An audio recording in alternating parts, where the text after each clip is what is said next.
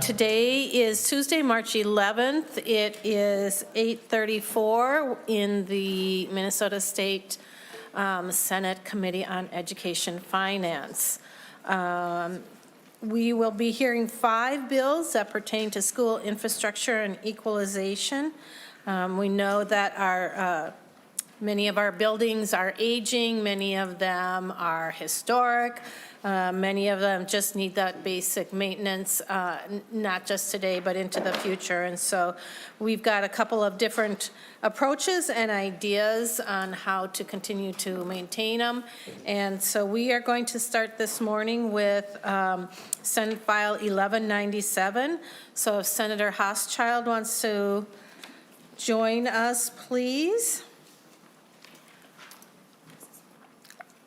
And Senator Westland, would you please move Senate File 1197 before the committee? So moved. Thank you. The plan is to send this bill, Senate File 1197, to the Taxes Committee. And Senator Hauschild, when you are ready. Thank you, Chair Kunish and members. Today I have for your consideration Senate File 1197, a bill that creates a seasonal and recreational tax-based replacement aid in an effort to reduce the local tax effort required for voter-approved levies. Minnesota has a long history of supporting public education, but we've got a problem when a quarter of our school districts are falling behind the operating referendum program. To be fair, the operating referendum was supposed to be for extras, but we know that these dollars are simply going to pay the bills to cover student services and to try and pay fair compensation for our staff. The districts I'm talking about are at $0. $0 of voter-approved operating levy authority. Now, there's a lot of reasons why that's the case, but I'm startled when I look at the map that's in your packets, which shows where the districts that have their operating levy set showcases greater Minnesota and particularly northern Minnesota as really lacking in the operating levies in their school districts. These are, ironically, and why this bill is here, the same communities where some of the wealthiest Minnesotans have their seasonal recreation properties, their second homes, their third homes, and where people, even from outside the state, have their properties in some of the most beautiful places in our state. And these aren't contributing to those operating levies. I'm hearing some.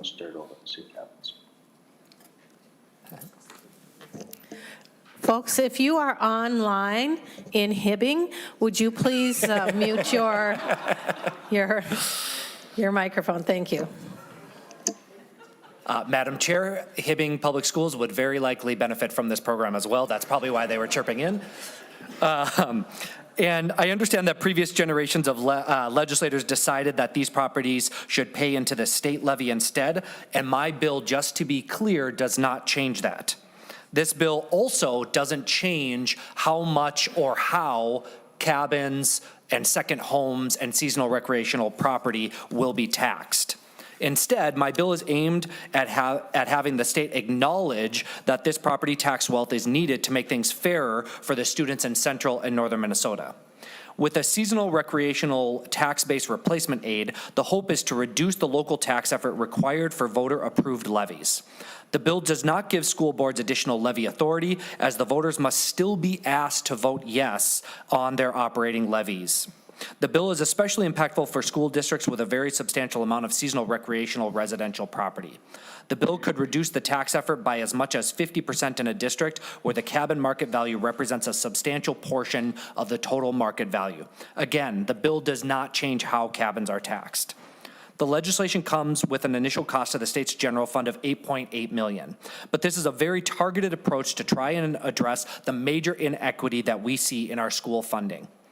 This is a modest price tag when you compare it to the much, much larger equalization proposals that could cost our state hundreds of millions of dollars to try to get at some of the very same things that this more targeted approach gets at. There are no silver bullets, but this program should help our folks back home to have a more positive conversation as they discuss what a modest operating levy can do for their students' education. And what's a fair ask for local property taxpayers when the wealthiest cabin owners would also pay into that operating levy? And with that, Madam Chair, I do have 3 testifiers, and I would be happy to take any questions. Thank you, Senator Hauschild. We have Carol Kopp, and Carol is here. If you'd like to join us at the testifying desk. Ann Oakley, who is going to testify remotely, and then Gina Cleve, who is the superintendent. So thank you for joining us there. And Ms. Kopp, if you'd like to begin, please state your name for the record, and you may share your comments. I will. Thank you, Madam Chair. My name is Carol Kopp, and I'm from Grand Rapids, Minnesota. So good morning, Chair Kunish and committee members. My name is Carol Kopp, and I'm a 30-year veteran English teacher, and districts cannot continue to cut their way to greatness. Thank you for the opportunity to speak on behalf of not only my community, but also for the students and staff of Grand Rapids area schools. I testified virtually last year for the same bill, and it's even more important today. And facts are important. The fact is that we have cut the equivalent of a small school district in 5 years in Grand Rapids. The fact is that tax revenue from cabin properties in Grand Rapids should stay in Grand Rapids for our students. This bill is a first step in doing that.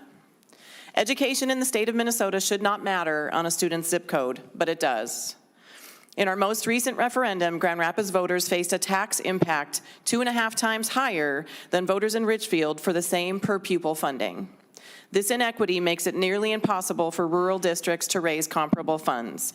Every single school district without a referendum is more than 30 miles from where I'm sitting right now. Passing 1197 would begin to level the playing field because it would begin to shift the tax revenue back to the communities where it belongs. This bill, if passed, would reduce the tax burden on our citizens by 20%, which would help increase the likelihood of a referendum passing the next time. In 2023, Grand Rapids area schools tried to pass a referendum which would have saved jobs in programming. It failed overwhelmingly, 75% to 25%. It didn't fail because people don't value education. It failed because citizens in rural communities are struggling to survive and districts are trying to keep up without equalized funding. Over the past 5 years, we've cut 40.2 teachers and 32.3 support staff, 72.5 fewer adults making connections with students, more adults than Chisholm Public Schools has teachers. We've cut a district's worth of people in 5 years. We've cut middle school Spanish. We have larger class sizes. If you think about your children's birthday parties when they were 6, would you invite 26 6-year-olds to your child's birthday party? You wouldn't, because that's frightening. Yet our kindergarten classes in Grand Rapids are sitting at 26 and 27 with 1 teacher and no paras because of budget cuts. We have fewer adults to supervise, increasing issues with student well-being and safety. We cannot cut our way to greatness. What will districts across the state look like in 5 years? I know that our district cannot lose an additional 72.5 more people. It's time to address this disparity so education can continue to thrive for all Minnesota students and not just the ones in the Twin Cities metro area. Facts are important. If Minnesota hopes to continue as a thriving educational leader, we must do right by all students. Thank you, Madam Chair. Thank you, Ms. Kopp. And you're an educator? I am. And what do you teach? English. Oh, wonderful. And currently I'm in an instructional coach role. Excellent, thank you. Ann, is it Annie Oakley? She's remote. Ann, if you'd like to join us. Oh, pardon me, just a minute, 1 minute. We have a question from Senator Farnsworth. Thank you, Madam Chair. And it's actually more of a statement about the Grand Rapids referendum. And a lot of times around here, we hear people and they'll say, well, you know, if you need more money, just pass the referendum. And I think the Grand Rapids example is the perfect example of why this is a good bill. And I want to thank Senator Hauschild for carrying this, because Grand Rapids, as she said, they didn't pass the referendum. And hopefully you remember, if I wish Superintendent Gross was here because he would know the numbers, the amount that they were trying to raise with the referendum was the same amount that I think Richfield Schools was also trying to raise at the same time. And in Richfield, that passed, and it added, I think, about $40 per property. And of course, everybody in Richfield's gonna say, well, yeah, I can afford $40 a year to help my schools. That same referendum for the same amount in Grand Rapids, I think was it $360 per property? So almost 10 times more per property in order to raise the same amount. And so this is making a dent in that property, or in that problem. And so I don't really have a question except, are my numbers accurate or close to accurate on that? Yes, thank you, Madam Chair and Senator Farnsworth. The numbers seem relatively close. I know it was upwards of $250 to $300, and it wasn't that the community didn't support education. In part, we had two other things. We had a jail being built and a civic center being done that it basically was imposed on the taxpayers. This was the only thing that they could say no to, and they said no overwhelmingly because they were scared. So the amount sounds right. Thank you. Thank you. All right, we have our testifier online. If you would please introduce yourself, and then you may begin. Thank you. Good morning, Chair Kunish and members of the committee. Thank you for the opportunity for me to testify today supporting Senate File 1197. My name is Ann Elke. Everybody calls me Annie Oakley down there, and that's okay. I am the current superintendent and K-12 principal for the Ely Public School District. I appreciate Senator Hauschild bringing this important bill forward because it directly impacts the future for our schools, our students, and our community. My district is a little bit different than the rest of the districts around me. My district is fortunate to have passed an operating referendum several years ago. So Ely is an outlier compared to many of the other rural districts in Minnesota that do not have an operating levy. I am that little yellow rectangle in that northeast map up there. We currently have an operating levy of $327.96 per pupil, which equals approximately $162,562 in revenue for our school. These funds are critical for our district for operating costs. However, we don't have access to all of the money our levy generates due to the way the school funding is currently structured. To put this in perspective, like that map shows, 74% of the school districts in Minnesota have an operating levy, and the state average operating levy is $1,146.86 per pupil.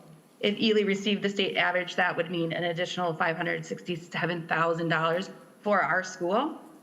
Instead, the Ely Public School District is looking at approximately $460,000 in budget reductions for various reasons this year, including declining enrollment, less compensatory aid, increasing costs and unemployment, and overall inflationary increase on all expenditures like other schools.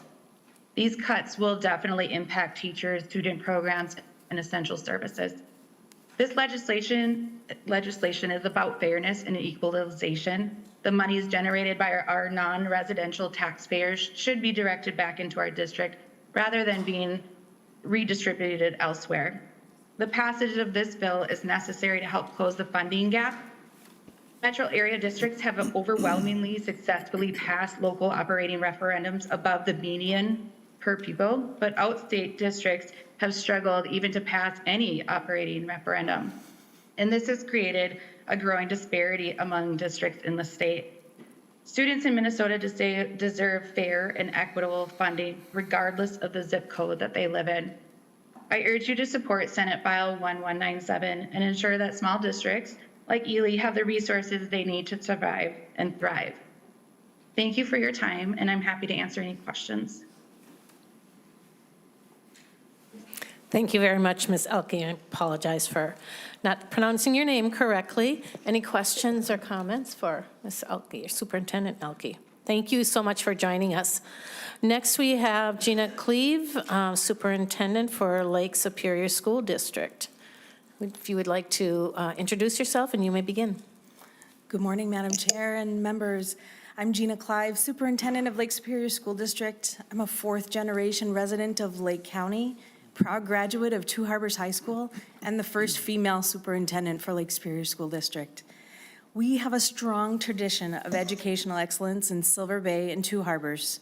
We are a geographically very large district, and we serve a portion of St. Louis County and all of Lake County from the border of Lake Superior to the Canadian border, and that section within St. Louis.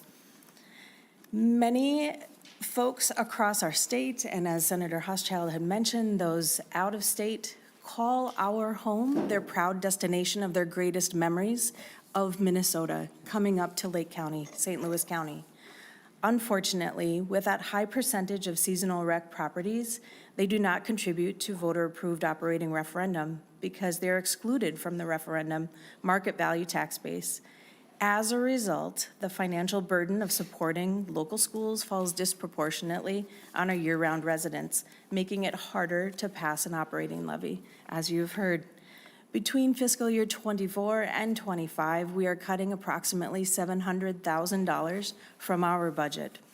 That significant cut has impacted staffing, class size, and opportunities for our students. Our last attempt at an operating levy goes back to 2007.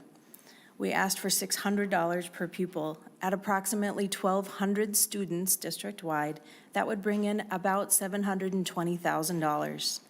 Back in 2007, 61% of our voters voted no. 19 years later, we could change the conversation with our voters. If our ask remained $600 per pupil and we're able to offset and reduce the voter-approved operating referendum tax rate by 31.4% in seasonal tax-based replacement aid, that would be just over $226,000 of that $720,000. That would be a game changer. That would certainly change the conversation that we could have with our voters. By addressing the unique challenges faced by communities with high seasonal rec property ownership, this legislation will help ensure all students have access to the resources they need to succeed. Putting this conversation back in the hands of our voters is ideal. We need this bill, and we need your help to get it there. If we were able to pass an operating levy, we could be proactive with our resources and supports for students. If passed, our dollars would go further. We value our amazing staff and want to keep them in the classroom. If funding doesn't change, future cuts will be inevitable. Please pass this bill and help us have the conversation with our voters to give them even more reason to say yes to education. Thank you. Thank you very much.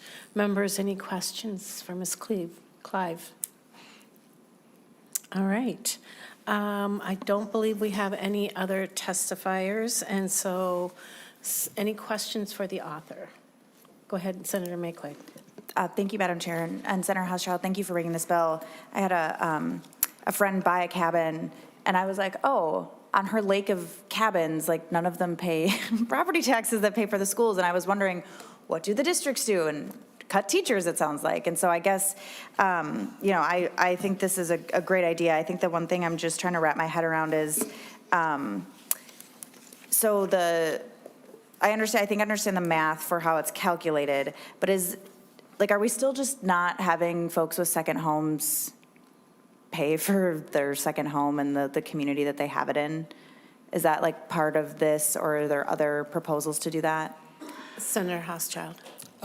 Chair Kunish, Senator Maye Quade, I'm not an expert exactly in that. We've gone over this in the tax committee, and I'm kind of diving into it because I am, just like you, really, really interested in this topic on equity and what folks are paying.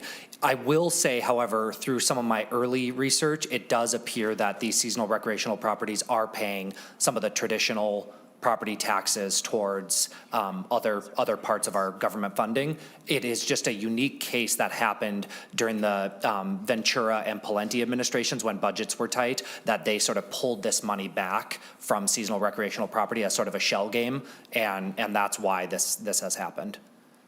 Follow-up? Thank you, Madam Chair. Thank you, Senator Hauschild. You always know the background on stuff, which is super helpful. And I guess my question for either of the testifiers is, have you seen that? Has the impact started right at that time when it was kind of changed, and would looking at that change back be beneficial and useful? I never want to come up into a community and be like, let me tell you what I think is going to work. But if something was working and it's not working now, I'd love to hear more about that. Madam Chair, Senator Maye Quade, thank you. I wish I had the number exactly in front of me, but I know it was roughly about 20 years ago or so that it was pulled back to the state. And prior to that, that money did go to school districts. It was millions of dollars. And we too, in Grand Rapids, over the last 4 years, we've cut almost $10 million, which, as I said, was equivalent of a small school district. And so if we had, to your point, if that word would be reversed, it would be a game changer for the entire state, I think. This bill would be a small step, but obviously if we could revert to 20 years ago or 21 years ago, that would be a big help. Thank you. Thank you. And Mr. Arnson, you had something you could add to the discussion? Madam Chair, members, just to kind of remind members that the seasonal recreational properties in question here are included in the local net tax capacity tax base. Right. So these properties would pay levies, for example, in operating capital or debt service or other NTC-based levy programs. The seasonal recreational properties are not in the tax base for what we call referendum market value.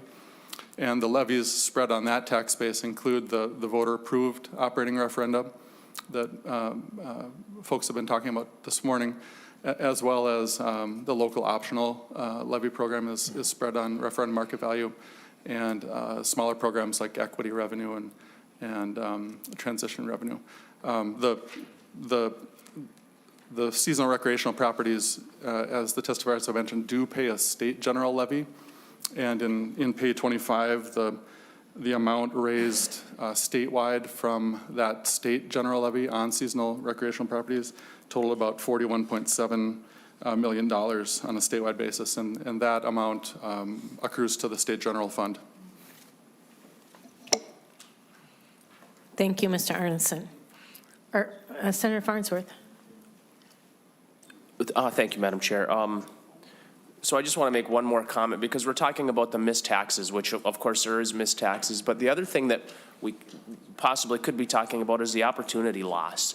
And what we've seen in these areas, probably especially in Senator Hauschild's district, a lot of people will take these cabins and turn them into year-round homes, and they'll raise a family there, and then they have kids that are in the school district. Well, the opportunity that we miss with a lot of these properties is that we're not raising families there. And so we have a huge portion of our properties in our districts, and not so much mine. It would be more in Senator Hauschild's, more in Senator Eichhorn and Green's, where we have all of these properties that people could be living in year-round. They could be raising families. Their kids could be in the schools, and they're not. They're there 3 or 4 months out of the year. And so in addition to the levy that we're losing, we're also losing that opportunity to have more people living in our district, because people, and that's fine. I mean, it's a cabin culture, and that's okay. But I think that's something that we should consider, that opportunity that we're losing. So again, thank you, Senator Hauschild, for bringing this. Great, thank you so much. We've got a lot of bills to hear, so we are going to move on. Madam Chair, might I say just a closing remark? So that I know we're on a timeline, but I do want to make just kind of a final point. So I represent the most rural district, right? And we're talking about this targeted approach to providing this funding. But I want to imagine that you are a young father, a single father, living in one of the most rural communities in northern Minnesota. You have young kids. You're trying to afford childcare that's probably not even available. You have rising property taxes because your community is losing a population base. And meanwhile, you see the trucks coming into your community, opening up $1 million homes on the lakefront that is nearby in your community. And then you're being asked by your local school district to fund an operating levy just to keep the teachers employed so that your kindergarten class for your daughter doesn't have 26, 27, 28, 30 kids in it. And you're being asked to take on that burden. Meanwhile, the wealthiest Minnesotans from the Twin Cities or from outside the state are moving into your community, into some of the wealthiest places, in some of the most beautiful places that you're trying to enjoy as well. So that's what this bill is about. And what happened in 2001 and 2002 is a shame, and I just want to talk about it very briefly. In 2001, the decision was made by the Ventura administration to shift these levies to a state fund that was then meant to be distributed to all the school districts. That was the original change that was made. Still a disservice to districts like mine. but it at least was going towards education.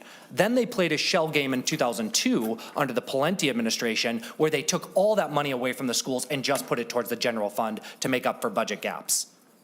So that's how these things happen. It's a slippery slope of trying to mitigate budget disasters, but taking away from some of the most rural places that rely on this funding and creating these inequities. So I just want to make this point that this is truly an equity issue, and we don't talk enough about equity issues when it comes to rural versus some of our most wealthy parts of our state, and we need to have that conversation. So I'm really hoping, despite some of our budget challenge, that we fix this problem that was created in the early 2000s and come up with an easy way for us to fix the biggest problems for some of our school districts while not spending hundreds of millions of dollars on an equalization formula. So, Madam Chair, that's my plea to the committee, and I really hope that we can help some of the schools struggling the most.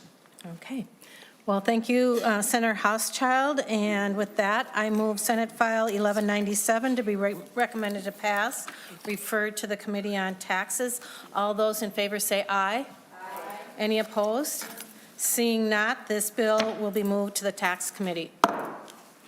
Next, Senator Hauschild, we have 1198.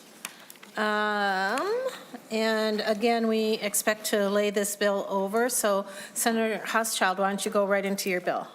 Thank you, Madam Chair and members. I have for your consideration Senate File 1198, a bill regarding the long-term facilities maintenance program and disparities that exist between our school districts.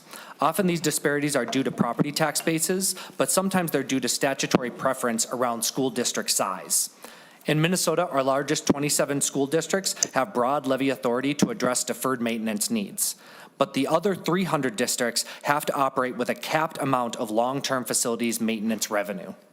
With construction inflation ballooning through the pandemic, it's been difficult for these smaller 300 school districts to keep pace with deferred maintenance needs. The bill in front of us would give local school boards more levy authority for one important element of deferred maintenance: roof repair and replacement. There isn't a great debate about the need for roofs, but many districts struggle to keep up with the repair and replacement cycle. Quality roofs are necessary for indoor air quality, health and safety, energy efficiency, and structural integrity for the rest of the building. With that, Madam Chair, I have with me several testifiers who can go into more detail on the importance of staying on top of roof maintenance. Thank you, Madam Chair. Thank you. Do we have Jason Splett with us? Oh, he's in person. Why don't you join us at the table, and then Seth Putz, if you would like to join us as well. Please introduce yourself, and you may begin. All right. Thank you, Madam Chair. My name is Jason Splett. I work for ICS, a firm that specializes in helping school districts through funding challenges. In partnership with the Range Association of Municipalities and Schools, the Northwest Service Co-op, and the Minnesota Rural Education Association, ICS collected roof data for 56 school districts across northern Minnesota. There was 108 total buildings and over 10.5 million square feet of roofs that we looked at. Our ultimate goal was to capture the age and square footage of all of these districts' facilities' roofs. As we were going through it, we categorized roofs as green, being installed within the last 10 years, yellow being 11 to 20 years old, and red being 20 plus years old. Today, I want to share with you 3 examples, and I believe those are in your packets there. So the first one is Ada Borup West School District, which has 1 building and about 197,000 square feet of roofs. All that were installed within the last 10 years. And that's mainly due to a successful bond referendum that the district passed in 2015. That district receives approximately $214,000 in annual LTFM funding for health and safety and deferred maintenance. Next, I'm going to talk about Grand Rapids, which has 6 educational facilities and 687,000 square feet of roof. The breakdown for them is 361,000 square feet from 10 years, 18,000 from 11 to 20, and 303,000 from 20 plus years old. Grand Rapids receives about $2.1 million in annual LTFM, of which only 43% is available due to other needs within the district. Lastly, I want to talk about Clearbrook Gonvick, which has 1 building and about 103,000 square feet, of which 97,000 square feet is 20-plus years old. They receive about $124,000 annually. Based on some recent bid projects in northern Minnesota, Clearbrook Gonvic's roofing needs are about $1.1 million. Grand Rapids, about $3.3 million. The districts can finance these projects over 10 to 20 years, but the districts need a more direct means to pay for these roof repairs and replacements. The limited LTFM funds are insufficient to cover the cost, and if they were to bond their annual LTFM, it would tie up all of that revenue for the district and leave them nothing for necessary health and safety requirements, which include asbestos monitoring, fire and life safety inspections, and other necessary things to make sure the students, staff, and the community are safe within their buildings. In addition, they wouldn't have the revenue to maintain their walls, their floors, all the other portions of their facilities. So, thank you. Thanks very much, Mr. Splett. Any questions for anyone? All right, on to Mr. Putz. If you would like to introduce yourself, and you may begin. And then perhaps Ryan Lager would like to join us at the podium or at the desk. Good morning, and thank you, Madam Chairperson and committee members, for taking the time to listen to my testimony. My name is Seth Putz. I'm currently the Operations Maintenance Supervisor for the St. Peter School District. I have testified in the past while I was at Lake of the Woods School District. I am here today to give my support to Senate File 1198. This bill would improve the LTFM program by giving school boards levy authority to fund roof repair and replacement. Last summer, we were made aware of 7 schools that had to find an out-of-state insurer to cover them due to the state of their roofs. They, as many other schools, delayed roof repair to tackle other funding issues. This came at a significantly higher cost for the schools. Currently, most school LTFM costs are about 70 to 80% roof repair and replacement. With the rise in inflation and current construction costs, along with the lack of increased per pupil funding over the last 10 years, schools around in Minnesota are starting to fall in disrepair. Schools are pushing back roof repair further and further because of budgeting shortfalls. St. Peter Schools is no different. The last snowstorm, we ended up with 12 roof leaks between 2 schools in sections that have been pushed back each year for the last 3 years, leading to the roof integrity starting to fail. This case is no different for Lake of the Woods School. Only one of the sections of roof out of 18 is still under warranty. That one will be out this summer. Lake of the Woods School District went out for a referendum this past fall and failed. This will create an issue of how to repair the roof without funding besides LTFM. The windows in the outside of the school are in need of repair also. With the roof taking up the majority of the LTFM, other things will have to be let go until it becomes an emergency repair. This is also happening in St. Peter. St. Peter School District has older schools that are becoming more in need of repair and maintenance. We have to figure out what needs to be passed on to fix the roofs or passed on the roofs to focus on other issues. Elevating roof projects by giving levy authority to school boards would be an absolute game changer. It would allow more funding to address other issues such as HVAC, building envelopes, parking lots, sidewalks, just as a few examples. I'm hoping that you will take this into consideration as you listen to all the testimonies today. Thank you again for allowing me the time to speak with you and taking the time to listen. Thank you so much for sharing that information with us. Appreciate it. Next, we have Ryan Lager, Superintendent of Belle Plaine, and then we will have Tina Burkholder, who is the Director of Business Services from the Monticello Public Schools. If you'd like to introduce yourself, and you may begin. Thank you, Chair Kunish and members of the committee. My name is Ryan Lager. I'm the Superintendent of Belle Plaine. I always know you shouldn't go last in this because a lot of the stories that get told are ones that you probably have, but I guess the advantage to being a superintendent is I can even add more districts and specificity. I should also preface it by saying I spent a little less, without giving my age, than half my life living in outstate Minnesota and a little more than half my life living in the fastest growing suburb in the metro.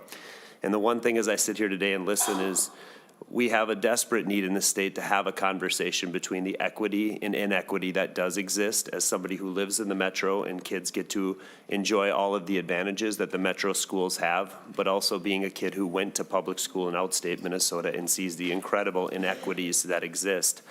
Speaking specifically to Bill 1198, in 2020, the legislature and governor signed a bill requiring all school districts to add storm shelters to new facilities that were created as a result of, I'm assuming, probably the tornado that hit the Wadena public schools, causing significant damage. This storm shelter legislation actually added, for me, a building project I'm looking at, almost a $2 million cost increase because of the requirements for that.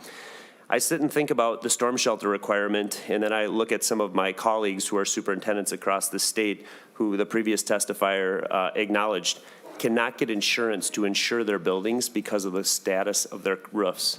Beth Geese, the superintendent in Kenyon Wadamingo, has been struggling trying to find a way. She has a roof that has reached catastrophic failure and cannot find an insurance company to insure that school building. I think about the storm shelter requirement and the safety if there was a storm, and then I think about these districts that have roofs that are at catastrophic failure and can only imagine if a storm hit those buildings, what would happen.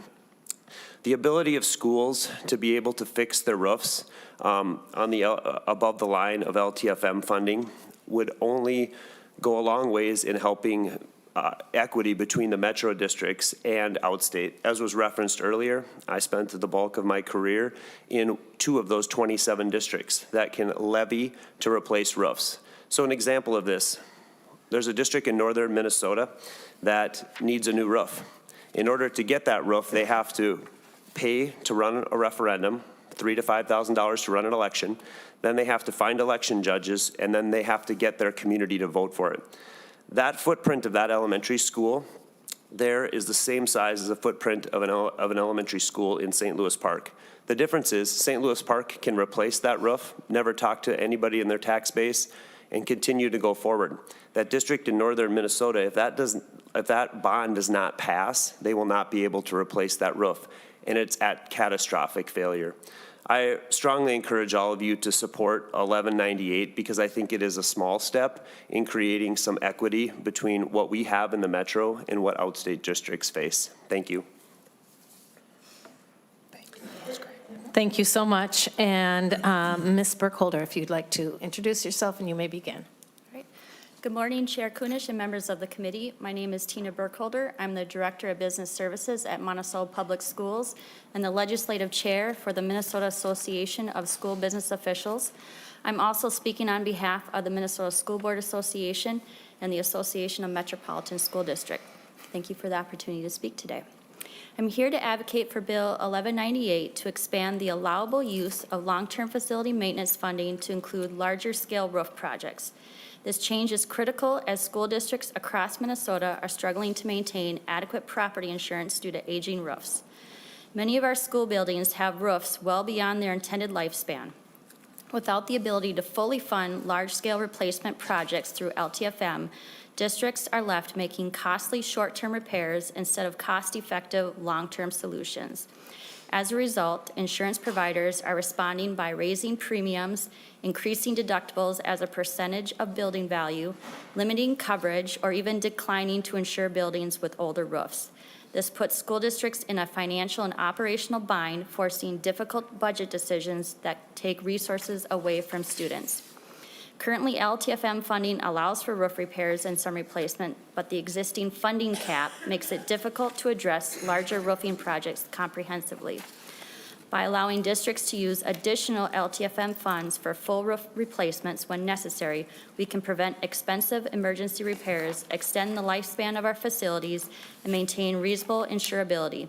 This change would ensure schools remain safe, structurally sound, and financially stable while protecting the taxpayer investments.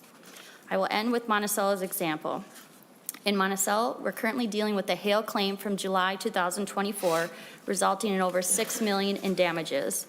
For the prior year of 23-24, our deductibles were $50,000 per site, and we have 5 sites that would have had, we'd have to meet $250,000 in deductibles.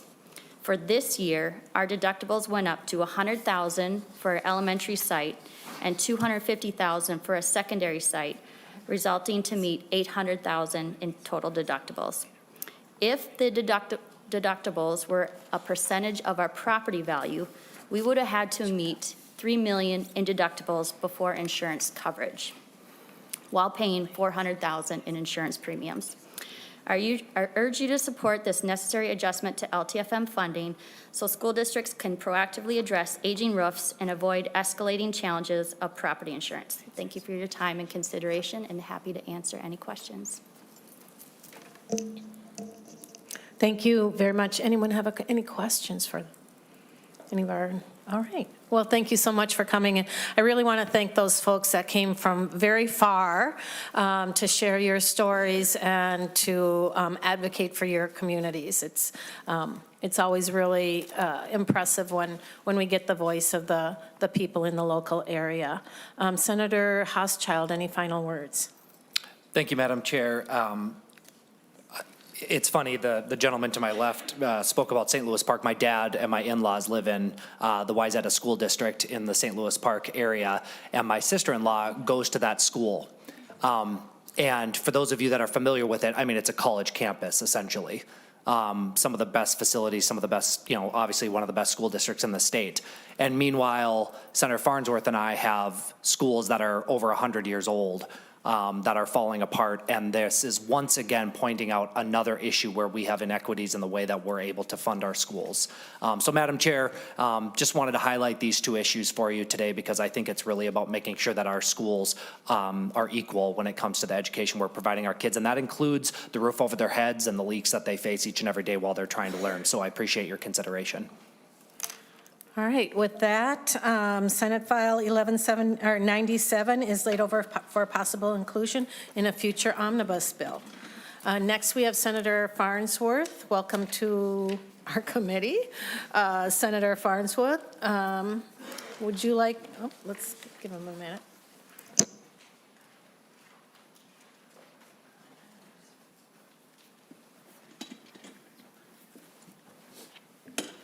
All right, there you are. Senator Farnsworth, you have an A1, oh, excuse me. First of all, let's move your, okay. We are going to be laying this over, and you have an A1 amendment, so would you please move your A1 amendment? Yes, Madam Chair, so moved. All right. Thank you for your amendment. Would you like to explain what your amendment does? Yes, Madam Chair. This was a recommendation by the Department of Education to make sure that any funds could then be accounted for. All right. Any questions or comments, members? Nope. Seeing none, all in favor of adopting the A1 amendment, please say aye. Any opposed? Seeing none, the amendment is adopted. Senator Farnsworth, to your bill. Thank you, Chair Kunish and committee for hearing this bill for the third year in a row. Hopefully, this bill will make it across the finish line this year, especially since this is the year that the Bob Dylan movie was up for an Academy Award. And of course, Bob Dylan famously performed at the historic Hibbing High School, and I'm sure one of my testifiers or both will talk a little bit about that. So what Senate File 523 does is it provides funds for districts that have active schools that are on the National Historic Registry. These schools are unique for a number of reasons. First, they're extremely old, which means they're already much more expensive to operate, much more expensive to heat and cool. They have unique and troubling issues that new schools don't have, such as asbestos abatement that needs to occur when remodeling happens. And the cost to maintain them is much more because they have to maintain the historic nature of the building. They can't change, for the most part, they can't change the appearance of the building because it's on the National Historic Registry.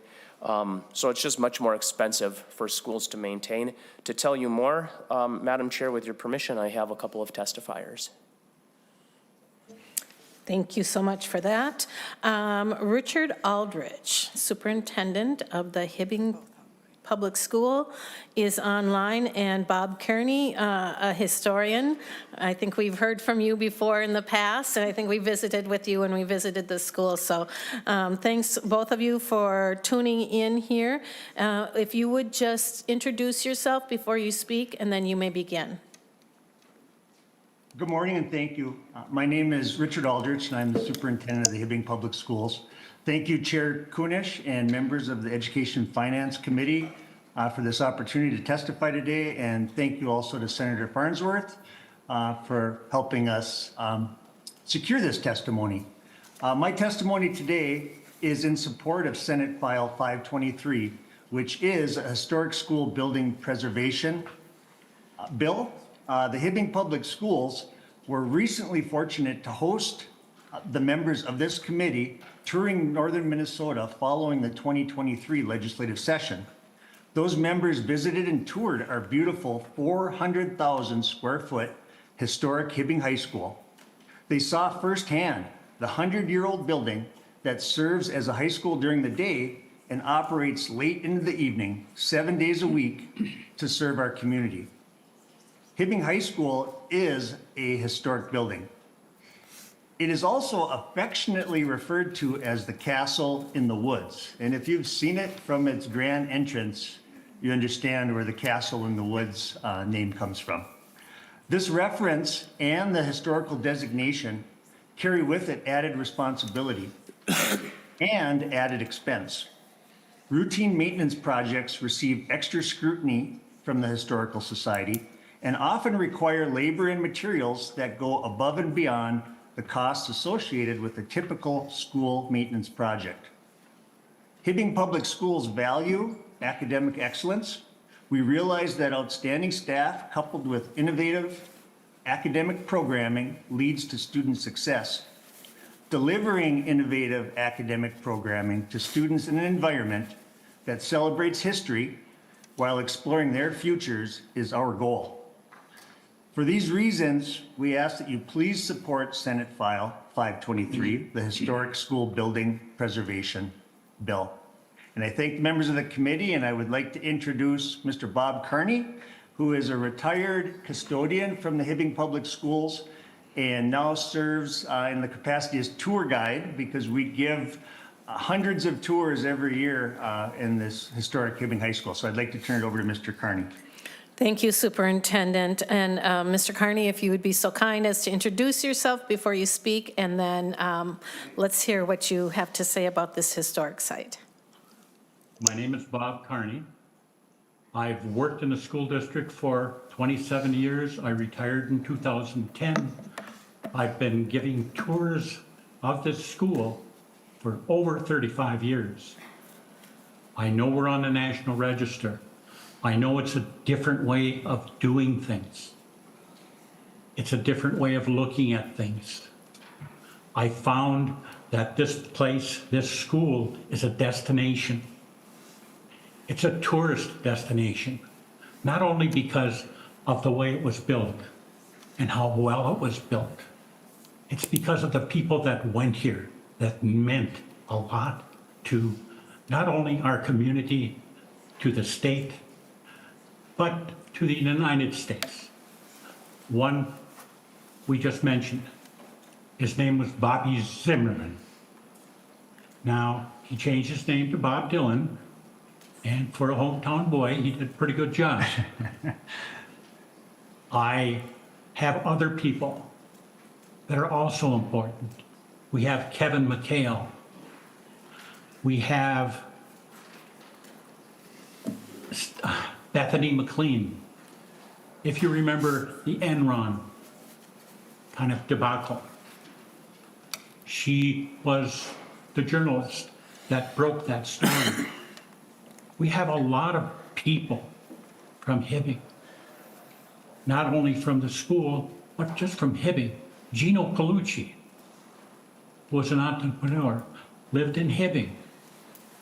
There's a lot of people. We had hundreds of performances on stage along with Bobby Zimmerman. We showcased everything you can possibly think of that had any importance, and even when it didn't.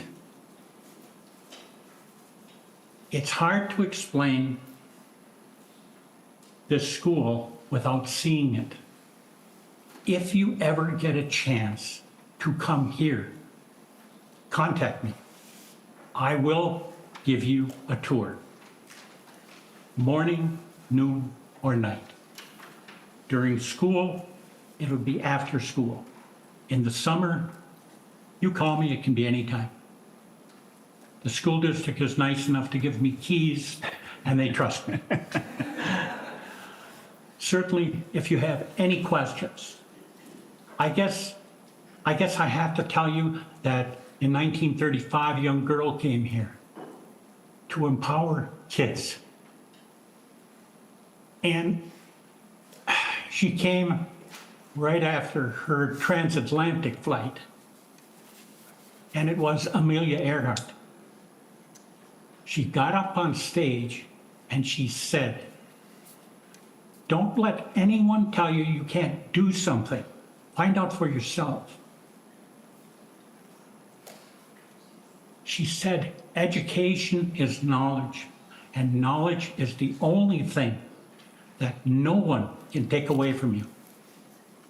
Once you're smart, you can't be smart. I throw as much money into this school district as I can. There's a reason. I'm older. At some time, those kids are going to take care of me. I want them smart. I'm not sure exactly what I can say but I know that this is important. And I know that Duluth is important because a lot of the buses that come up here, they come to a destination. They come to the high school. They come to the Mine View. They come to all the other areas that matter. So I hope that you will consider us. Thank you. Thank you. Thank you both, and thank you so much for those words of wisdom and the stories that you were able to share with us. I know that your school is near and dear to you, your community, and to the state of Minnesota. So thank you very much for taking the time to share all of that with us. Members, any questions? All right. Well, seeing none, Senator Farnsworth, do you have any closing comments? Thank you, Chair Kunish. And I do want to point out that this bill doesn't only affect the Hibbing School District. I believe that research located at least 3 school districts that have active buildings on the National Historic Registry, and we also included the Minnesota State Academies of the Deaf and Blind because they have a building that is on the National Historic Registry. So while, of course, Hibbing is the most important school in Minnesota, it isn't the only one that would be affected by this. And I want to thank the testifiers again, thank the committee. We're discovering today with all of the bills that we're hearing that schools have unique needs all across the state, and this is just one of the unique needs that some of our schools have. So thank you again, Madam Chair, for hearing the bill. All right. So with that, Senate File 523, as amended, is laid over for possible inclusion in a future omnibus bill. Next, I'd like to invite Senator Maye Quade to present her bill, Senate File 1460.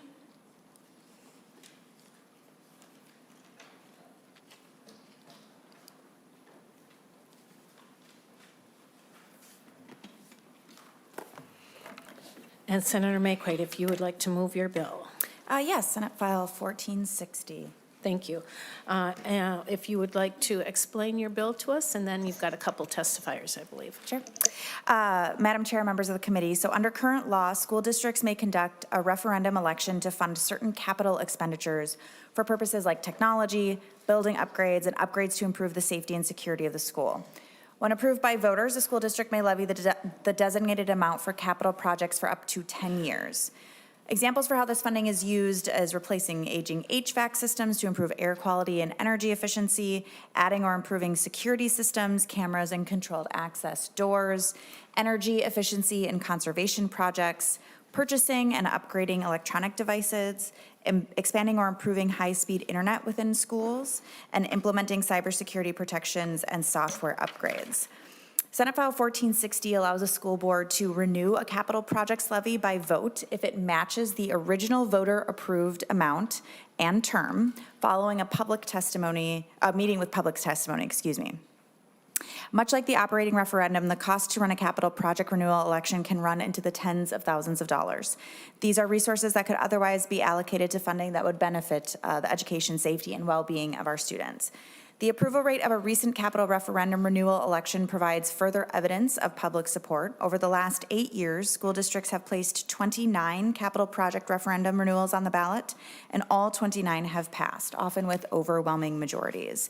And with that, Madam Chair, I can let our testifiers talk a little bit more about the nuts and bolts. Thanks so much. I believe we have Anna Williams. Is she here? Yep. Anna is the board vice chairman from the Independent School District 196, the Rosemont Apple Valley Egan School District. And then we have Janelle Shekowski, and you can correct me. Schwitzikowski. And it's Schwitzikowski. And it's Janet. Janet? Okay. Director of Communications, again from ISD 196. So if you both would like to take a seat and introduce yourself, and you may begin. Good afternoon, Chair Kunish, senators, and members of the public. I am Anna Williams, Vice Chair of the Rosemount Apple Valley Egan Public Schools, which is District 196 School Board. My colleague and I are here on behalf of our school board, MSBA and AMSD, in support of Senate File 1460 related to renewal of capital projects levy referendums. First, on behalf, First, on behalf of our students, families, and communities, we want to thank you for your service. We are living in a time of great uncertainty, and your jobs are incredibly difficult. The bill we are speaking to today actually provides budgetary relief we are all facing. SF 1460 provides an opportunity for you to address one factor of uncertainty, save valuable tax dollars, and uphold a value of local control for duly elected school boards. It is a bill with bipartisan support and will cost the state no money. I'd like to introduce my colleague, Janet, to talk more about the bill.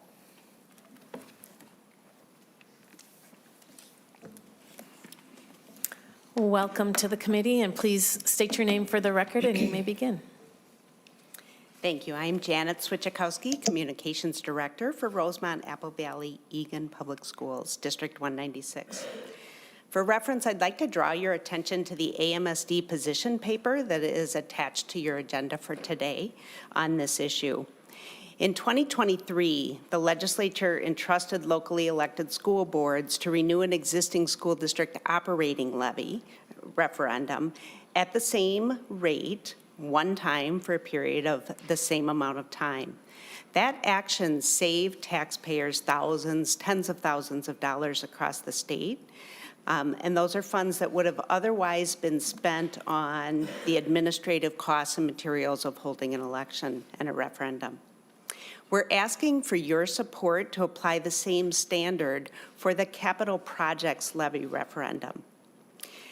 As the senator stated, the capital projects levy referendum primarily provides critical funding for technology and equipment, safety and security, and a number of other things you already stated I won't repeat.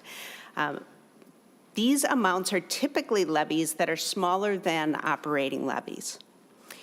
But as you know, every dollar counts in this age of scarce resources and uncertainty. So renewing this funding stream is really essential for our district.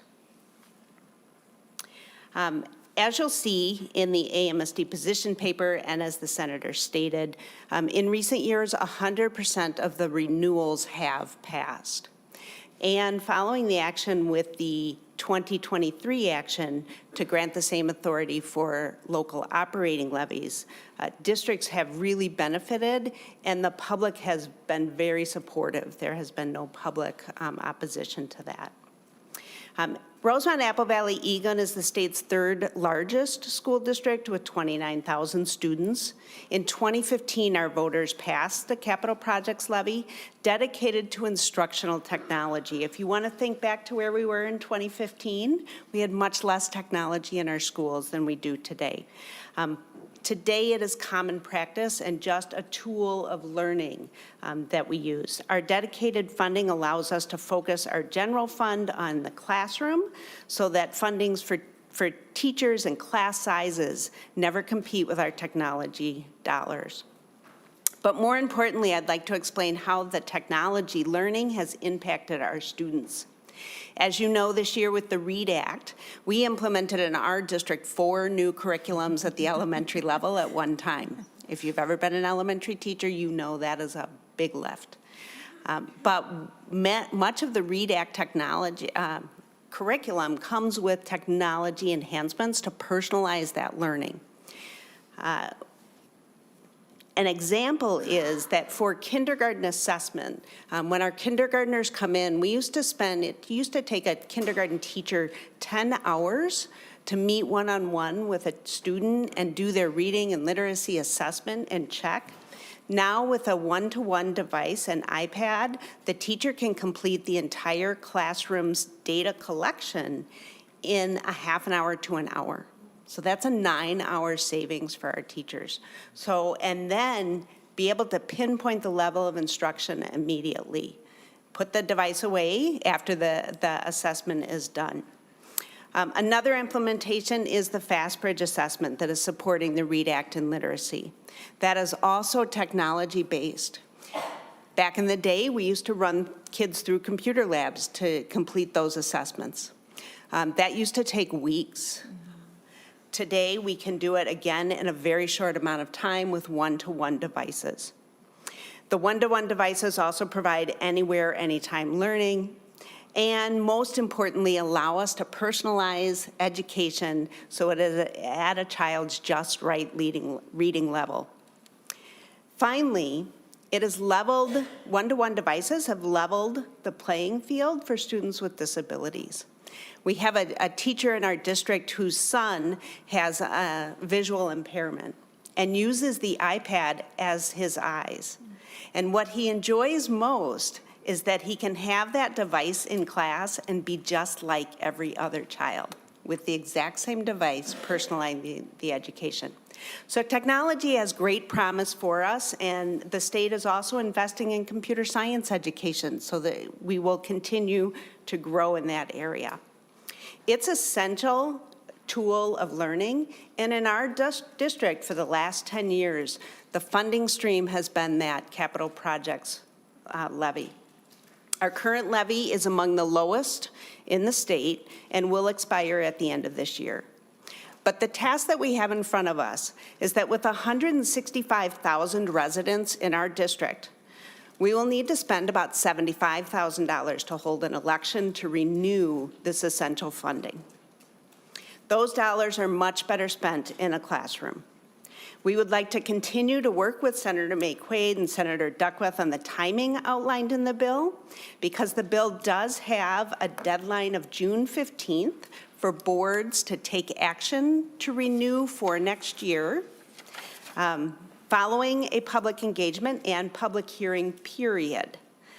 I point out that date because passing this bill before the last day of the session is really important for school boards to be able to actually implement the bill that's on the table. In conclusion, we're seeking your approval to allow school boards to have the local authority to extend the voter-approved capital projects levy for another 10 years or another period of years, the same as the existing levy, at the existing rate.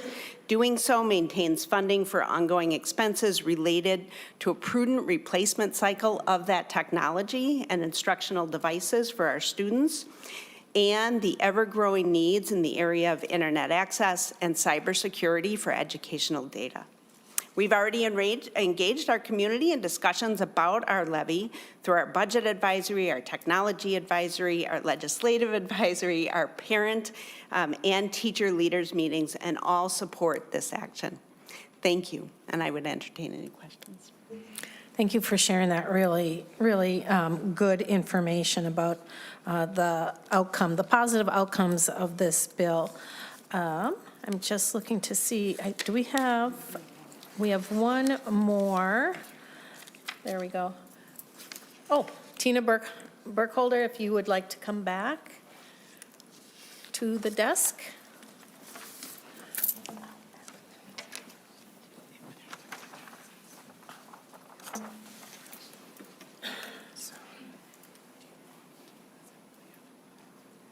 Why don't you go ahead and introduce yourself once again, and then you can begin. Good morning, Chair Kunish and members of the committee. Again, my name is Tina Burkholder. I'm the Director of Business Services at Monticello Public Schools and the Legislative Chair of the Minnesota Association of School Business Officials, also speaking on behalf of the Minnesota School Board Association and the Association of Metropolitan School Districts. Thank you again for speaking today. I'm here to advocate for Bill 1460 that would allow school boards the authority to renew a capital projects levy referendum. One of the primary reasons school districts have a capital projects levy is to fund technology. In today's educational landscape, technology is no longer a luxury. It is an essential part of teaching, learning, and school operations. Districts depend on a stable funding source to provide students with updated devices, digital learning tools and curriculum, cybersecurity protections, and a reliable technology infrastructure. However, the requirement to bring renewals back to the voters creates financial uncertainty and the risk of disrupting vital services. Allowing school boards to renew an existing capital projects levy, similar to the process already in place for operating levies, would provide districts with long-term stability needed to support digital learning and modern school operations. This policy would not raise taxes. It would simply extend a previously approved funding source, reducing administrative costs while maintaining fiscal responsibility. School boards, as publicly elected bodies, remain fully accountable to their communities, ensuring transparency and oversight. Minnesota school districts need the flexibility to sustain 21st century learning environments without the risk of losing critical funding. I urge you to support this legislation to ensure schools can continue providing students with the tools they need to thrive in an increasingly digital world. And thanks again for the opportunity to speak today. Thanks for joining us once again, Ms. Burkholder. Any questions? Senator Farnsworth. Excuse me, Cruan. Thank you, Madam Chair. I'll get it. Very well. Thanks for bringing this bill. I'm very sympathetic to the intent of the bill. In fact, I'm always looking for ways to provide more flexibility to our school districts. I've been in that chair as a school board member myself, and always found it frustrating when the state seemed to limit that flexibility or to constrain what we wanted to do, what we thought was in the best interests of our school district. So I'm very sympathetic to that, and I'm very much support things such as mandate relief and fund balance transfers and things that we can do to help our school districts out in these very challenging economic times with the budget forecast and all that. But the problems I have with this bill are the same as I had with when we did the same thing for operating referendums. And that's, I don't view this as being as transparent with voters as we should be. And the reason for that is because when these referendums were originally passed, they were for a defined period of time, and the voters didn't have any knowledge that it could be renewed by a simple school board action. And so I don't think this is a transparent way to get at the flexibility that our school districts need. And so I just have philosophical problem with doing it this way. And so I have a couple of amendments that will, I think, get at my frustration with how we're going about providing this flexibility. So I'll offer the A2 initially.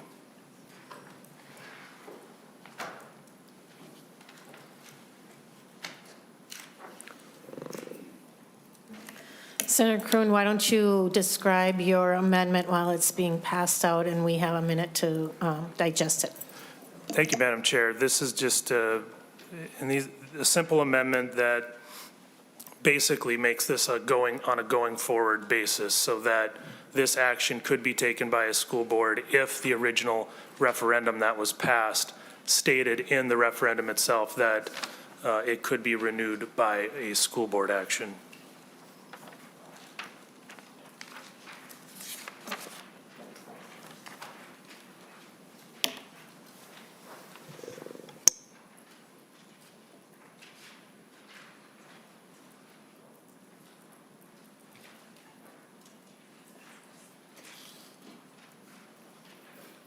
Senator Rarick, would you like to respond to the amendment? Thank you, Madam Chair. And I'd like to speak in favor of the A2 amendment. I think, as Senator Kroon alluded to, I think this is just kind of a common sense thing. Folks should have an understanding when they vote to support one of these referendums that it has the ability to be extended once again. I think in most of these places they would do it, and I think, you know, when we see that this can only be done once anyway, I just think it's the proper thing to do for the voters so that they're in full understanding what could happen now that it's been approved. So I would hope members would agree and accept the A2. Anyone else have any thoughts on that? All right, Senator Maye Quade. Thank you, Madam Chair. I just have 2 questions. The first is, would this appear on the ballot, or would it appear in the information that gets sent to all the voters? Senator Kroon. Thank you, Madam Chair. I believe it's the former. So it would be on the ballot that it could be renewed by a school board action in the future. Senator Maye Quade. Thank you, Madam Chair. My only question is, first of all, will this end up going to elections then? That's a really good question. Would we have to move this on to elections?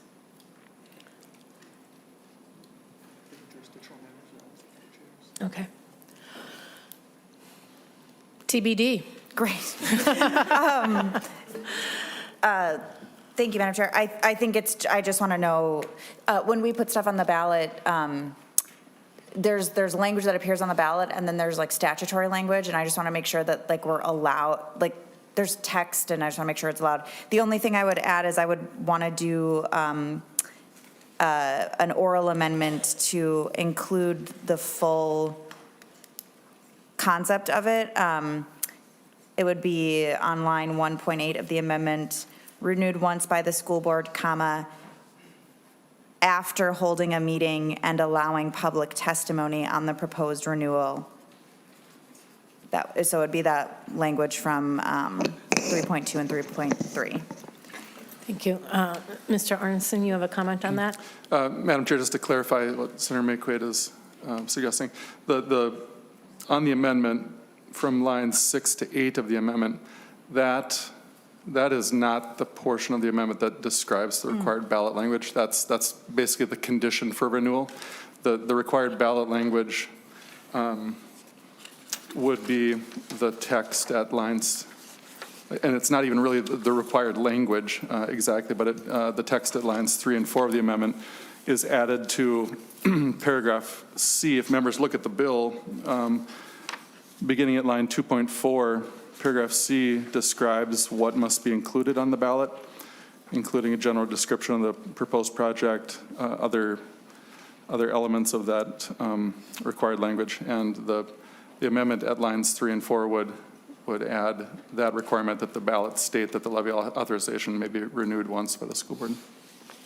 So if Senator Maye Quade is interested in having more specificity about the exact conditions of renewal, then at lines 3 and 4 is where Senator Maye Quade might want to propose an amendment. Senator Maye Quade. Thank you, Madam Chair. Yes, I will change my oral amendment to on line 1.4 of the amendment, after school board, comma, renewed once by the school board, after holding a meeting and allowing public testimony on the proposed renewal. And then could we have that repeated for clarification? Ms. Lewis, when you're ready. Or Mr. Arneson, whoever. Madam whichever. Chair, as I understand, Senator Maye Quade's oral amendment is to the A2 after, at page 1, line 4, after board, insert, comma, after holding a meeting and allowing public testimony on the proposed renewal. Does that suit you? Yeah. Senator Rick, did you have a question about that or comment? Just trying to get an understanding. I get what Senator Maye Quade is getting at, but I'm wondering if the current language, that's already in the bill, and I'm just kind of wondering if it's needed to be repeated again because of the fact that it's on page 3, in part 3 there, if we're just restating the same thing, or if Senator Maye Quade is kind of getting at, she actually wants that language on the ballot question as well, which what's already in the bill wouldn't specify that. Senator Maye Quade. Madam Chair, I'm not totally sure I understand the question. Can you, yeah. Madam Chair. Go ahead. So, yeah, I'm wondering, are you trying to get at making sure that language is on the ballot, or that it's just that the board has to take that action? Senator Maye Quade. Madam Chair, the board having to take that action, that's already in the bill, but I would want it on the ballot. I want voters to understand the entirety of the process. Got it? Thank you. Senator Cruin. Thank you, Madam Chair. The oral amendment to the A2 is perfectly acceptable. Senator Maye Quade. Thank you, Madam Chair. I think with the addition of the oral amendment, I'm fine with the A2. Okay. Then we're going to vote on this amendment. All in favor of the A2, was there more? Oh, we have to adopt the oral amendment first, okay. All in favor of Senator Maye Quade's oral amendment, say aye. Aye. Any opposed? All right, the Senator Maye Quade's oral amendment passes and is approved. Now to the A2 amendment, all in favor, any comments on that? Okay. A2 amendment, all in favor of the A2 amendment, say aye. Aye. Any opposed? All right, the A2 amendment is approved. Any other comments or questions? Senator Lucero, did you have something? Thank you, Madam Chair, and it's to the testifier. So just a question on clarification. So in your testimony, you made a remark, something to the effect of cybersecurity, and I think you said laptops or other type of technology are necessary as part of the operations of schools. And I would absolutely concur with that, Madam Chair. I think we've gotten to the point where technology, security being an ongoing defense against ongoing threats is absolutely essential. But with that then, shouldn't, and in your own testimony, I think you said the word operations. Should not such expenses then, when presented to the voter, be in an operations or an operating levy versus being considered capital? When I think capital, I'm thinking one-time improvement, expansion, some type of replacement, but cybersecurity, as was stated, laptops, those are not one-time things. Those are ongoing as part of the educational process. So the question, Madam Chair, is if those are going to be cited as an example to support the proposal before us, which is a capital project, would it not be better than to put such projects in an operating levy? If you'd like to go ahead, and Ms. Burkholder, and reply to that, that'd be great. Thanks, Madam Chair. For us, laptops or devices, digital displays, that all falls under our capital funding currently. We don't have a capital projects levy, but if we would go out for one, that's what we would put under. We do not have all our devices bought at the same time. We try to phase them out in different life cycles so that we're not all purchasing 2,000 devices all at once. We stage them out with different years. Cameras and security, that's another competing need with our capital funds. So that would help with school operations to make sure we have adequate coverage and safety and security in our schools. And also, it would be under a different tax rate that would benefit our residents and be more on the businesses as well. Senator. Thank you, Madam Chair, and I appreciate that. And I'll just make a final comment, but in the remarks I was just given, again, the word operations was used. Security cameras, things like that, I totally get it, but we're blurring, I think, just by the use of the language, we're blurring. These needs are important. So the question comes down to is how are we going to categorize these various needs, which are important, into the educational process of our young people? And if it is simple, a categorization level at the district, well, perhaps recategorizing them instead of capital as operations. Because when we're blurring the language between operations and capital in a conversation of a proposal that is seeking to extend a capital levy, that's where I think it gets confusing, and I think it's demonstrated by this language, both operating as part of a capital conversation. So, Madam Chair, just remarks, thoughts for the committee, but categorization is important, operating and capital is important, and I'm not necessarily comfortable with something that's categorized as a capital one-time expense being presented to the voters, then allowed them to extend it in the future if it indeed is an operating type of expense. So thank you, Madam Chair.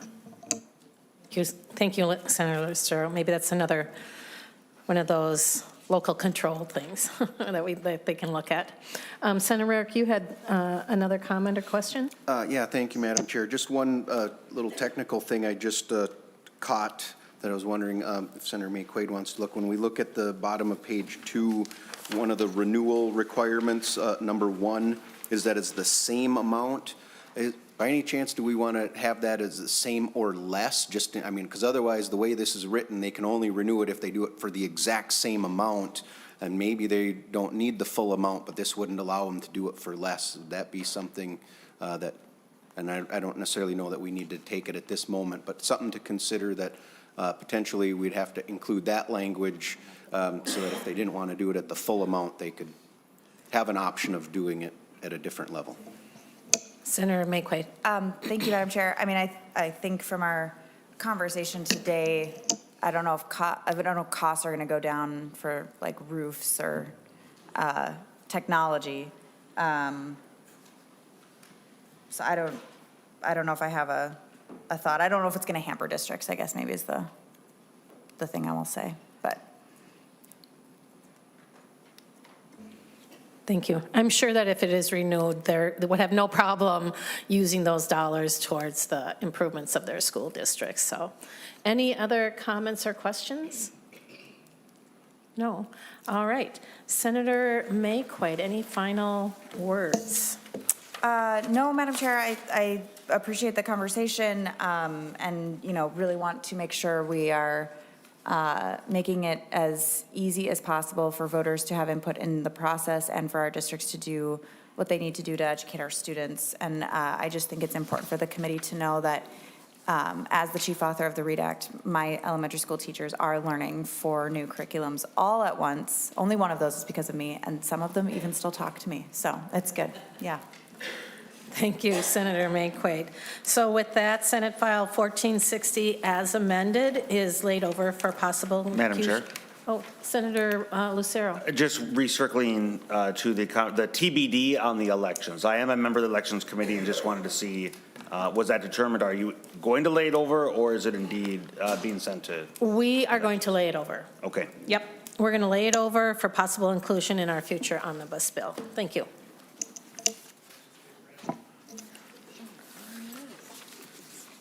And just in time, perfect, we have Senate File 2244, Senator Kupec. Welcome to our committee. And Senator Swedzinski, how would you like to move Senate File 2244 before the committee? Thank you so much. Senator Kupec, would you like to explain your bill to us, please? Sure, absolutely. Excuse me, I have a little frog in the throat today. So this is a bill about referendum equalization levy. So a school district can ask voters to approve a referendum levy, which is property tax used to raise additional funds for local schools beyond what the state provides through general education funding. This levy is usually used for specific purposes, such as building improvements, educational programs, or increasing the overall fund. Not all school districts have the same capacity to generate revenue from local property taxes due to differences in the property wealth or the tax base of each district. Wealthier districts can raise more revenue from a smaller tax levy, while poorer districts may struggle to raise enough. Equalization is designed to help level the playing field by providing additional state aid to districts with lower property tax values or wealth, so they don't have to rely too heavily on local property taxes to fund their schools. So what this bill does basically is increase the amount of the state aid for the equalization program, giving more money to those districts that are poor property tax districts. Thank you so much, Senator Kupec. You have a couple of testifiers, and I'd like to invite Dr. Brenda Lewis, Superintendent of the Fridley Public Schools, to the desk, and then Chris Crocker, the Executive Director of Business Services from the St. Michael Albertville Schools. Ms. Lewis, if you would like to introduce yourself for us, and you may begin. Thank you so much. Good morning, Chair Kanesh and members of the committee. I am Brenda Lewis, Superintendent of Fridley Public Schools. I am here to express our strong support for Senate File 2244, which proposes an increase in the referendum levy equalization factors. Fridley Public Schools serves a diverse student population with over 70% of our families qualifying for free and reduced lunch programs. SF 2244 seeks to address disparities by increasing our referendum levy equalization factors. This adjustment would enhance state aid to districts like ours, where we have, as was just stated, poor property tax base, which results in insufficiency to generate adequate local revenue. By raising the equalization factors, the bill would reduce the reliance on local property taxes and promote more equitable funding across all districts. Homeowners in Fridley Public Schools pay $44 annually on a $350,000 home. $350,000 home is the average home price in Fridley Public Schools. This generates $100 per student in voter-approved operating referendum revenue. This is significantly higher than the estimated metro average of $32, placing Fridley well above average in taxpayer burden. This additional funding would help us to maintain critical programs and services for our students. Specifically, it would allow us to continue offering academic interventions, mental health support, and co-curricular activities that are vital for our students to succeed. Our community has demonstrated its commitment to our schools. In November of 2024, I'm very proud to report that Fridley Public Schools successfully passed an operating levy increase. This ensured stable funding for student programs and staff. Our voters also approved a second question, a $30 million facility bond to address deferred maintenance needs. While we are grateful for the support, increasing the equalizing factors would also lessen the need for future tax increases, which fosters a much more sustainable funding model. In conclusion, SF 2244 represents a crucial step forward towards equitable education funding in Minnesota. By adjusting the referendum levy equalizing factors, we can ensure that all students, regardless of their district's property wealth, have access to quality educational opportunities. I urge you to please support this bill and invest in the future of our children. Thank you for your time and consideration. Thank you so much, Superintendent Lewis.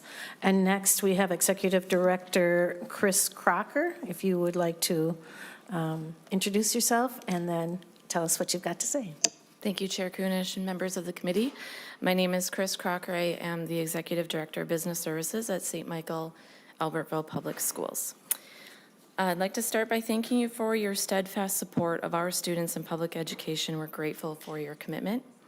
And I personally appreciate the opportunity to speak with you today and share a little bit of our story, which I think plenty of you have heard before.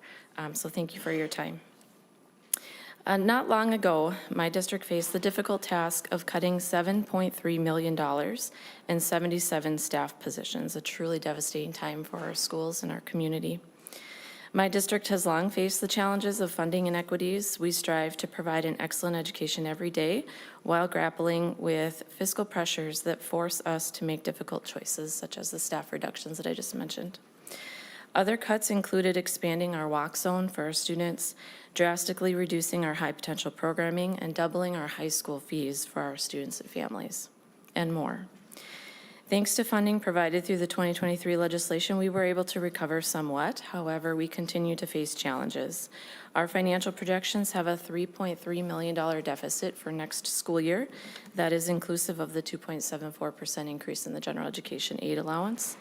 Without additional support, these deficits will continue to grow and force us into more cuts, including another 20 to 25 potential positions for next year planning for fiscal 27. Our district is also among the approximately 30% of districts in the state unable to pass an operational levy. This challenge is largely due to STMA being a property-poor community with limited commercial and industrial development to broaden the tax base. As a result, the tax burden disproportionately falls on our residential homeowners. For an operating levy, STMA taxpayers pay significantly more than taxpayers in nearby property-rich communities with ample commercial and industrial development. Our taxpayers also face higher costs for local optional revenue. Following 2 recent failed operating levies, many taxpayers express their strong support for our schools, but emphasize that they simply cannot shoulder the large tax burden. This is why the increased equalization aid in Senate File 2244 is critical for our future. Enhanced state support will help alleviate the tax burden in our local community, placing us in a stronger position to pursue an operating levy should our school board decide on one. With this increased equalization aid, we could build a pathway toward long-term financial stability for our district, for our community. In closing, the increase in equalization aid in Senate File 2244 would empower us to be able to continue to allocate resources where they're needed most to the specific needs of our students, focusing on putting our resources directly into the classroom rather than making cuts and taking the opportunities away from our students. Again, I appreciate your time. Thank you. Thank you so much for sharing your struggles once again with us. I know that it's not an easy burden to be carrying, and appreciate hearing your voice once again. We also have Superintendent from Owatonna, Jeff Elstad. If you would like to introduce yourself, and you may begin. Thank you, Chair Kunish, members of the committee. I'm Jeff Elstad, the proud superintendent for the Owatonna Public Schools, and I'm here representing Greater Minnesota today with similar concerns, but also appreciate Senator Kupec bringing Senate File 2244 forward for consideration. We are also considered a property-poor district in Greater Minnesota. Passing operating levies here has been a real challenge in my time as a superintendent, and I can tell you why. Just to quote some statistics, the system has unfairly put our taxpayers in a position where they're penalized more than other districts. And as has been mentioned in previous testimony with other bills, apparently the zip code matters of where you live. If you look at the way that equalization aid has eroded over the last decades, in 1997, the state equalized our referendum value here at 66%. As of fiscal year 24, that equalization aid is 0. So that has eroded down to now be completely incumbent upon our taxpayers to support our local operating levy. Furthermore, when I look at comparisons between some communities that reside in our state, for the same value of operating referenda that we have in place, and this is based off of a home valued at $300,000, which happens to be the mean of value of our homes in Owatonna. If I was a resident in Cook County for the same exact operating levy amount, I pay $338 a year. For Eden Prairie, I also pay $338 a year. And to quote a couple others, in Bloomington, I pay $573 a year. And in East Carver County, I pay $752 a year. Taxpayers in Owatonna for that same exact amount pay $1,408 a year. The system is unfair, and we're asking that you would strongly consider this equalization bill because it does level the playing field for us, and it takes the pressure off of our taxpayers who are unfairly penalized in taxes simply because of where we reside and the fact that the erosion of the equalization aid from the state has dwindled to a point where now we receive nothing from the state with equalization. I appreciate again Senator Kupec for bringing this forward, and I would hope that the Senate would consider this because districts in greater Minnesota are crying for additional funds, but also making sure that we are fairly taxing our taxpayers so that they're not paying more than their share than they would someplace else in the state. Thank you again. Thank you so much to all of our testifiers. Members, any comments or questions for either the author or any of these testifiers? Senator Rarick. Thank you, Madam Chair. I'm just wondering if there's been a fiscal note requested or if we have that number available. I did not see one in the packet. Ms. Hofer. Thank you, Madam Chair and committee members. Fiscal note has not been requested on this bill. Senate Council Research and Fiscal Analysis has the data to model this proposal. So in your packets, you will see a district data run provided by Mr. Arneson that would provide the amount for fiscal year 2027. Do you want to walk through it? Madam Chair. Madam Chair and members, just to describe the run, it's the kind of large landscape-oriented document. The figure in the far upper right-hand corner in column N, row A, is the state total general education entitlement change from base under the bill in fiscal 27. That entitlement change is approximately $134.6 million. And roughly speaking, that equates to an appropriation, first-year appropriation cost of about $120 million. The costs in later years would decrease because of the way that, kind of as the testifiers have described, equalization kind of generally decreases as property values increase over time. But $120 million in the first year would be the appropriation cost. Senator Rarick. Thank you, Madam Chair. Is that number, are you coming up with that, assuming that all of the districts would then do their operating referendum because they are passing that equalization?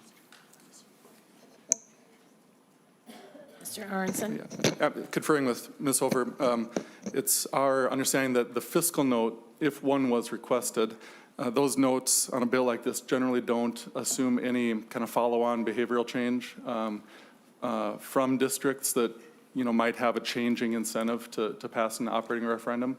The costs in the fiscal note would be kind of first order changes, increasing aid on currently approved referendum authority. Senator Rarick, go ahead. Thank you, Madam Chair. So that, just to be clear, the 120 million would just be the equalization for what's already out there. So then districts, the 30-some% that don't have a referendum, if they were to pass one, that would increase this out in the future years instead of it going down. Would that be correct, Mr. Aronson? Madam Chair and Senator Rarick, the way you described it would be correct, yeah. Anything else? No more, we knew it. Senator Cruen, go ahead. Thank you, Madam Chair, and thanks for bringing this bill. I think it's a really important bill. It's a conversation that we need to be having. I know the budget's probably going to be tight this year, but whatever progress we can make on equalization, I think is well worth it.